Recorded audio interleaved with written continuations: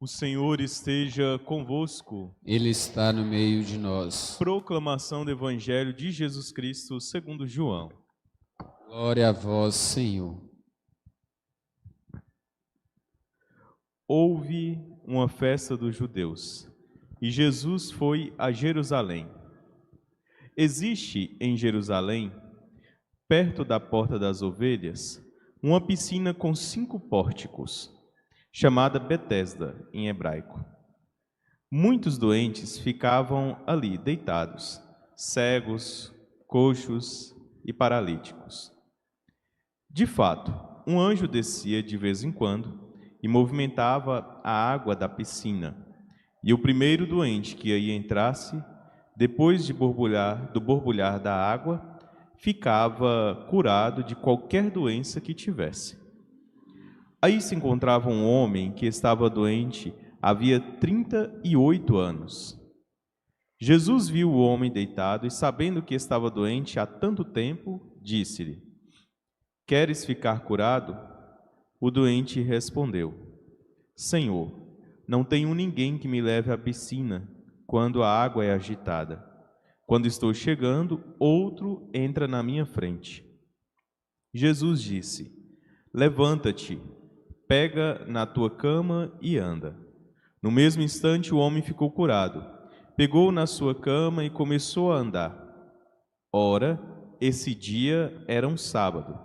Por isso, os judeus disseram ao homem que tinha sido curado: É sábado, não te é permitido carregar tua cama. Ele respondeu-lhes: Aquele que me curou disse: Pega tua cama e anda. Então lhe perguntaram: Quem é esse que te disse: Pega tua cama e anda? O homem que tinha sido curado não sabia quem fora, pois Jesus se tinha afastado da multidão que se encontrava naquele lugar. Mais tarde, Jesus encontrou o homem no templo e lhe disse: Eis que estás curado, não voltes a pecar, para que não te aconteça coisa pior. Então o homem saiu e contou aos judeus que tinha sido Jesus quem o havia curado. Por isso os judeus começaram a perseguir Jesus, porque fazia tais coisas em dia de sábado. Palavra da salvação. Glória a vós, Senhor.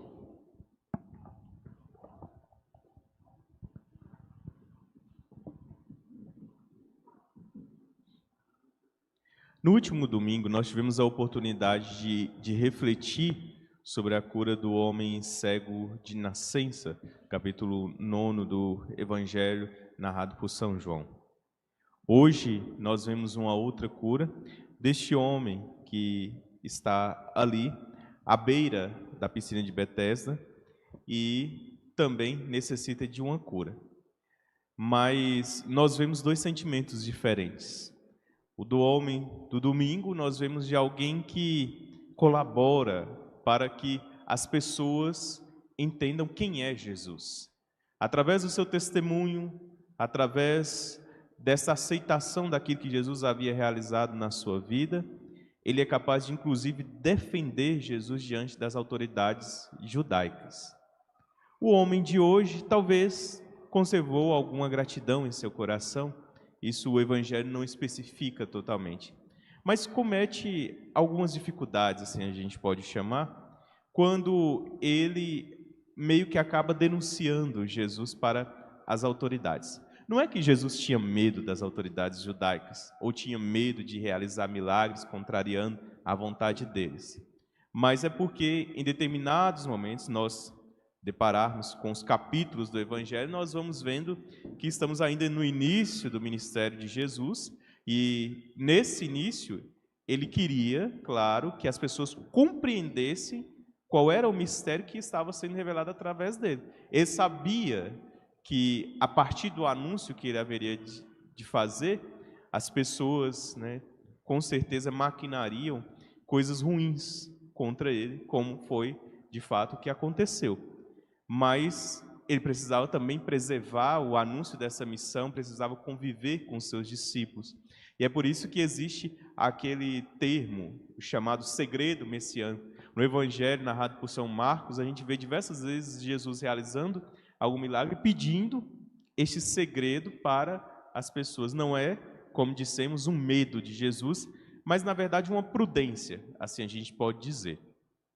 Certo é que aquele homem não conservou o verdadeiro sentimento do discipulado junto de Jesus. Mas isso é muito educacional, o Evangelho nos mostra uma realidade muito pedagógica para nós, no sentido de nos demonstrar como é a nossa relação com o contato com as coisas da fé, como nós nos comportamos com aquilo que Deus realiza nos nossos corações.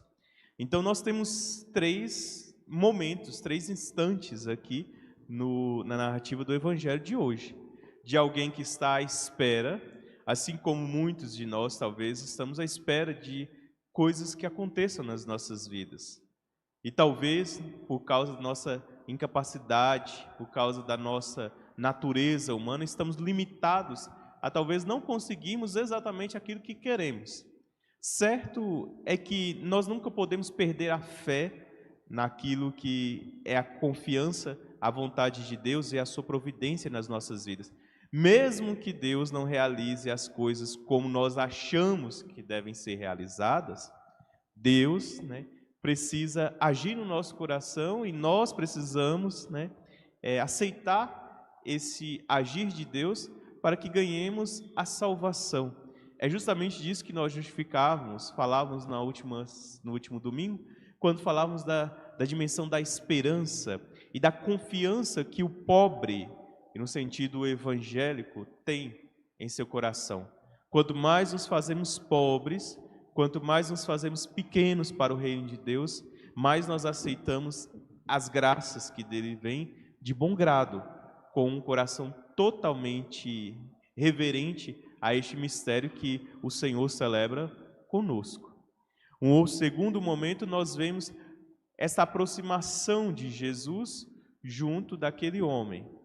Com certeza haviam muitas outras pessoas e com certeza Jesus também conhecia as intenções de cada um daqueles, justamente para nos mostrar que Deus, o nosso Deus, vem ao encontro de todos, mesmo aqueles que talvez não serão tão fiéis no discipulado junto de Jesus. É o exemplo deste homem, que recebe aquela cura de Jesus, mas que depois nem sabe de fato quem é o Senhor. Quantas pessoas nos nossos dias desconhecem o mistério de Deus nas suas vidas? Quantas pessoas não reconhecem a graça do Senhor nos seus corações? Quantas pessoas se esqueceram daquilo que o profeta Ezequiel nos lembrou na primeira leitura, que do templo de Deus, da presença de Deus, correm rios de água viva. O que aquele homem experimentou foi apenas um molhar, queria experimentar, melhor dizendo, foi apenas um molhar nesta água, mas o Senhor nos convida a mergulharmos, a irmos para as águas mais profundas, para fazer aquilo que o próprio Senhor nos lembra. E este ir para as águas mais profundas é justamente entender que nem sempre nós precisamos daquilo que nós queremos, mas sempre vamos precisar daquilo que Deus quer de cada um de nós. E isso é uma verdade que deve estar presente nos nossos corações. E como disse, aquele homem ainda precisava ser catequizado, ainda precisava ser evangelizado.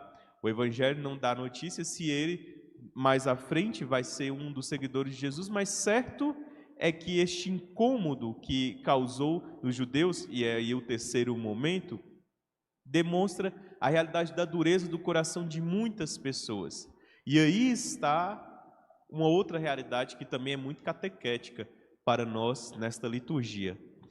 A dimensão de compreendermos que a nossa ciência, ela é limitada. A nossa inteligência, ela não contempla todas as coisas. Não adianta a gente querer achar que a gente vai conhecer a Deus lendo milhares de livros. Não estou dizendo que a gente não precisa ler livros, mas que a gente saiba diferenciar o que é a ciência humana daquilo que é o conhecimento de Deus. Existem pessoas que talvez não tenham esse conhecimento acadêmico das coisas, não têm esse conhecimento doutrinal da realidade, mas tem um conhecimento vivencial. E é esta realidade, a vivência, seja daquele que tem ou não conhecimento acadêmico, seja aquele que tenha ou não conhecimento doutrinal, que o Senhor pede que a gente tenha nos nossos corações. Este conhecimento da busca, da constante graça de Deus que vem ao encontro do ser humano e que nos torna capazes de compreender que a realidade que Deus realiza nos nossos corações é para que tenhamos vida, é para que tenhamos a salvação que do Senhor vem. Então, como toda liturgia no tempo quaresmal é um convite para nós a uma conversão profunda dos nossos corações, nada mais justo do que olharmos para essa liturgia de hoje e percebermos e tentarmos enxergar nos nossos corações quais são as doenças espirituais que nós precisamos, ser curados para nos encontrarmos com o nosso Deus, para ouvirmos o seu chamado nos nossos corações. Quais são as dificuldades que nos fazem prostrar e não encontrar com esta realidade da vida que está presente, passando em nosso caminho, em nossa jornada. Quantas pessoas às vezes veem as coisas acontecerem ao seu redor, veem as coisas acontecerem dentro da comunidade de fé e veem aquilo às vezes talvez como um sentimento apenas alegórico. Eu tomo como exemplo, um exemplo muito básico. Estava domingo agora, reparando assim, e rezando, claro, na nossa procissão rumo à igreja São José, e graças a Deus, muitas pessoas da nossa comunidade aceitaram este convite e fizeram, essa caminhada penitencial, Toda procissão, ela é um momento penitencial, é um momento de purificação, de redenção, mas muitas outras pessoas no cômodo das suas casas, filmando a procissão como se nós fôssemos apenas um momento alegórico, Não é que não pode filmar, vocês me entendam bem, mas o que eu quero dizer é que enquanto a graça estava passando e muitos daqueles estavam ali presentes, participando, existiam outros tantos que tinham condições. Não estamos falando, por exemplo, dos enfermos, não estamos falando das pessoas idosas, limitadas fisicamente, que talvez não poderiam participar daquele momento. Mas quantos outros poderiam estar ali juntos, mas apenas querem ver, acham bonito. Achar bonito, infelizmente, não vai nos salvar. A gente tem que participar, a gente tem que viver comunhão, a gente tem que celebrar a fé. Talvez tem pessoas que passam pelas igrejas, não falo só aqui, na frente das igrejas, das nossas comunidades, das nossas paróquias, e acham muito bonito tudo que está acontecendo, mas não tem essa proatividade de participar, de celebrar, de viver a fé. Nós estamos nos aproximando de um tempo muito santo para nós, o tempo da Semana Santa, a Semana das Dores, a Semana Santa. Então, que a gente possa tomar essa firme decisão nos nossos corações. Nós vamos ficar por aí prostrados, nas calçadas, olhando, vendo as coisas acontecer, ou vamos participar com fé, celebrar com amor, celebrar, com muita devoção, aquilo que está sendo celebrado, É o grande mistério. E aí é aquela música, antiga, a decisão é sua, A decisão é de cada um de nós. Que a gente escolha o melhor, Pois Deus apresenta esse caminho para cada um de nós, que a gente faça essa experiência, que a gente não lamente depois por aquilo que a gente não fez, mas que a gente possa glorificar, agradecer a Deus por tudo que a gente celebrou na nossa vida e poder dizer ao Senhor no dia que nos encontrarmos diante dele: fui um servo, e fiz o que deveria fazer, Se fiz, fiz com amor. Então que a gente faça tudo com amor, que a gente busque o reino de Deus nos nossos corações. Que este tempo que nos resta do tempo quaresmal possa favorecer para que a gente cresça nessa comunhão na vontade de Deus e possa se orientar nesse caminho da prática da justiça, do amor fraterno. Assim o seja. Amém.